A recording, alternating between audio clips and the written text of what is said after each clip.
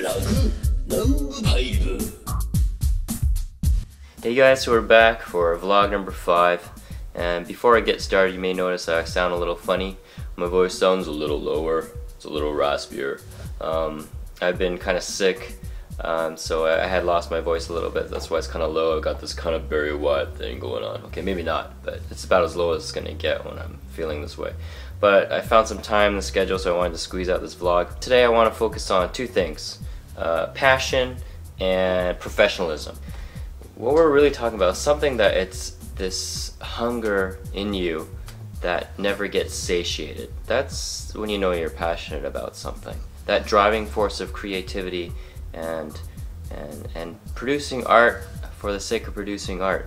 Now we're not talking about this artsy fartsy thing and you trying to be an artiste. Of course this is still about making a living off of it. But underlying all this certainly is passion. So a lot of the artists, the ones that we really aspire to, the ones who are on top of the game, one common thing you find about a lot of these guys is their love for the art itself. Whether it's comic book art, like comic book artists like Jim Lee, or whether it's concept artists, you'll hear this kind of common thread when you talk to these people or watch interviews about them, how they just love what they do. And in those times when they were scraping by, it was still because they loved art. And the fact that they're able to succeed or make a living, it's icing on the cake and you're thankful for it.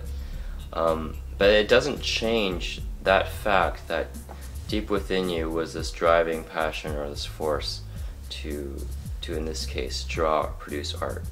A phrase that I heard some time ago actually came from my senior pastor at my church, and he talked about how whatever your passions are will come out both directly or indirectly, or more specifically, explicitly or implicitly. In this case, passion for God, or love for Him, and love for His truth. I also took this down in terms of all areas of life. In the case of talking about art, it's the same sort of thing. A good example I like to bring up is going to movies. I remember watching James Cameron's Avatar for the first time, and periodically I would kind of step outside the story and get distracted because I'd be amazed at some art direction, or, how elaborate that CGI in this lush jungle was, or how seamless the motion capture plus animation in terms of how the aliens move, or certain designs like, oh, that creature, I love how even though it's alien I can recognize it's been modeled after the behaviors of a panther or a rhino or hyena, even though they're alien creatures. And I'd have to step back and remind myself, oh, I'm missing the story. Get back to watching the movie and enjoying this for entertainment's sake. And then in subsequent viewings, then we can take it apart, looking at it from an artist's eye. That's an example of an implicit passion. That kind of thought and dialogue is going in my head, no one else knows it but me. Whereas, the explicit display of passion is very obvious. It's when you're right in the mode of drawing or painting. You're really channeling that out in terms of producing your art. But that's a good indicator if there's something of passion within you, that even in those quiet moments, that kind of desire creeps in. Another good example is I remember a friend of mine I had worked with years ago who was a texture artist. And one thing she'd always do is always have her camera with her.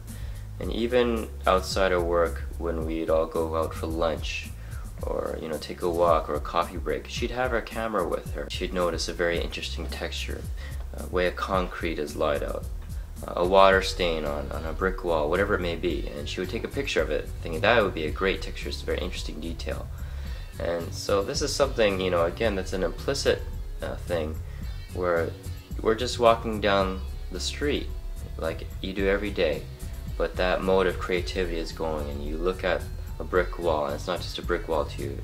In this case for her it was, oh, this is a very interesting texture that I could use or reference from, or help me or inspire me when I paint my textures, that sort of thing.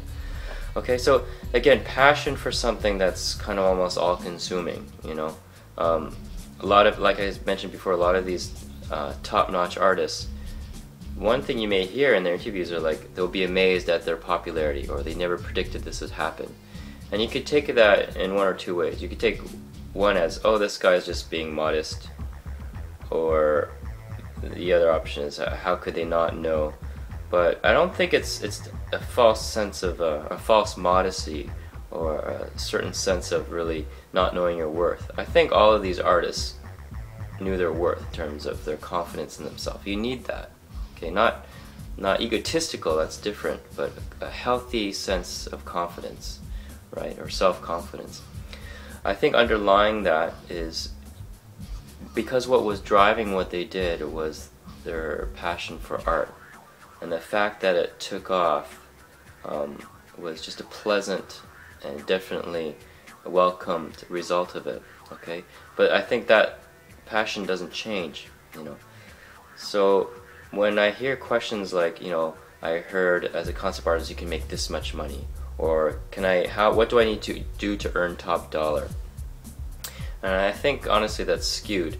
Certainly there are people in this world who are successful because money is their priority, but you can always tell a difference whether it's an artist or, let's use the example of a doctor. There's two doctors you could choose from. Both are very excellent in their ability, but say one, beyond that, one has this real passion and joy for helping others, healing others, where the other person, their motivation is money. Even though they're both very good, all of us, I would think, would rather choose the person who is passionate about the idea of healing, okay? Because that's going to creep into every little thing, and their approach, their behavior, their attitude, bedside manner, whatever you want to call it. And the same thing goes in this case with art as well. Like I said, there's this hunger that doesn't go away. For me, you know, if too much time has passed by in which I haven't done any drawing, it'll bother me. You'll get the artist's itch, and a lot of you guys can relate to that, I know, when you hear that. You can't wait to get pencil to the paper. You can't wait to get in front of your computer and start making art again. Whether it's your own personal art or whether it's for work, whatever it may be. The point is, you're not necessarily resting on the laurels of your work, whether it's the result of your finished painting, whether it's the payment you received for it. It's the joy in the process of creating, and a lot of that is fueled by a passion for art, okay? And so it's kind of almost backwards if you think about it, because if your goal is just to make money, and say you achieve that goal, you won't necessarily improve in your art because it's skewed. Whereas if your passion is for art above all things, and what will happen? You'll get better at it. You'll do everything related to it that feeds your creativity, whether it's reading, whether it's being inspired by other things. It's also in terms of your desire and ability to work hard at it, because if you have passion for it, it doesn't feel like work. But anything that you love to do, it won't feel like work because you enjoy it. It doesn't change the fact that it is hard work. That's not the same thing, okay? But the difference is it doesn't feel like a chore because your passion is fueling it. And so it actually covers all areas. In doing so, you will get better. In doing so, you will more likely get hired for your work because you're improving. But you're not improving and getting better because of the drive for these other things. But again, it's because of the number one thing is the passion that is fueling your approach, your attitude, and your growth as an artist. On a more personal level, you know, the hunger, the desire to draw and to create. The other thing equal to that, or even I would say even greater than that, because it affects my whole outlook in life. Personally, you know, whatever is given to me, you know, graces of God, you know, it's not meant to be hoarded or squandered. You know, if I'm doing something, and in this case related to art, how can I do the best of my ability, okay, with the opportunities and gifts God's given me? Can I do this, and will I do this? This kind of ongoing sense of gratitude, right? And that's the same way not only with how I do my art, but also in teaching. You know, I'm here to help the students, even just doing these vlogs, you know, this sense of giving back, okay? But it's also it's reward in it. I enjoy doing these vlogs. I enjoy, being of some help, even to a small degree, to some student or some aspiring artist, okay, who's wanting a career in this or just improve in their artistic ability, cultivating not only yourself but those around you. And in something like that case, everybody wins. Okay, now this leads into the next thing I want to talk about is being a professional. And what does that mean? How do you know you're a professional? I think there's two things. The first aspect, the very obvious one, is your level, your ability, whether it's a pro athlete or a pro musician, okay? And certainly that's a huge thing, and it's a big test about your caliber. Is how do you know someone's a professional? Certainly their ability. And that's also, when I talked about passion, the reason I was wanting to talk to both those things is those are related, right? Because a lot of these professionals have that passion that drives them, whether they're singers, whether they're artists, whether they're pro athlete, whatever. The second side of what it means to be professional is your attitude, your outlook, and your approach. Okay, the thing that clients are looking for after the ability, right, is this someone I can A, trust, and B, rely on? What is the client looking for? When they say trust, it's yes, one, can I trust that this guy can give me the results? On top of that, can I trust that he will be responsible, he will deliver what I need on time, that he will cooperate? Will this artist do whatever it takes and pull all stops and go beyond the call of duty to give me the results that I'm paying for, right? And what happens when you're providing that trust? There's that reassurance and that they can count on you. There's also this reassurance that this is going to bode well for your reputation, and as that grows, the more likely you'll be hired or having repeat hires, repeat work. So what's an example of a professional attitude, or maybe easier to go the other way? You don't make excuses. You don't, I had the work done but then I lost the file, or got corrupted, or I was really planning on work on it but I got sick. Even though these things can happen, that's not what the client wants to hear, right? And your attitude should be, if those things happen, that means you have to work double time and work hard to ensure that you give them something. It's not, I'm going to wait till tomorrow morning and tell them I was sick. It's you make sure you do what you have to do. So the real measure is, did I please the client in giving them the designs that they were looking for? Because if they're happy with it, then I'm happy with it. You may not always agree with a design, it's sometimes a personal choice, but that doesn't matter, because you're not there for your own interests. You're there because they've hired you, for one, is to make sure you give them what they paid for, or give them what they're looking for. Your attitude creeps into all this. Again, if you're a prima donna, or you only care about yourself, or you care about money, that's going to creep into your attitude about the work that you do and the work that you deliver. But if you're about being part of a team, whether you're hired as a contractor or actually in the studio, it's still a team mentality. You want to contribute to the project. You want to contribute in such a way that everyone is happy and it leads to something tangible. And whether it's making a game and you see that on the shelf, that's very satisfying to see. But also being, knowing that you're a part of that contribution. Okay, that's where your satisfaction will come in.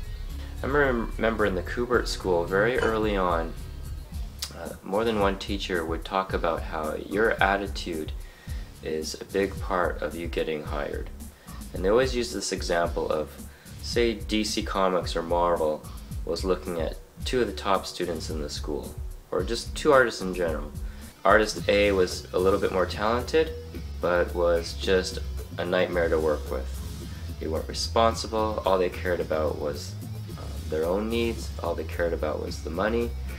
Whereas artist B wasn't as talented, but still was good enough, certainly, to deliver the results in terms of skill and ability. But the other thing was they were very reliable, very cooperative, had a team spirit, delivered on time. They're gonna hire that guy, okay, hands down. So you don't want to be artist A, the prima donna. You want to at least be artist B, the one who is capable and has a professional attitude. So we're always on the move, we're always trying to grow, you're always trying to maintain a healthy perspective of your abilities, where you're at currently and where you strive to be. Part of that practice is also being very objective of where you're at. There's one thing that you can always pursue is having this professional attitude of working hard and delivering and serving your client or your art director, whoever it may be. That will affect your attitude about your own art and how you go about doing it, how you go about improving. Habits are hard to change, so if you're someone who's not in that direction, it's going to be hard and harder to break.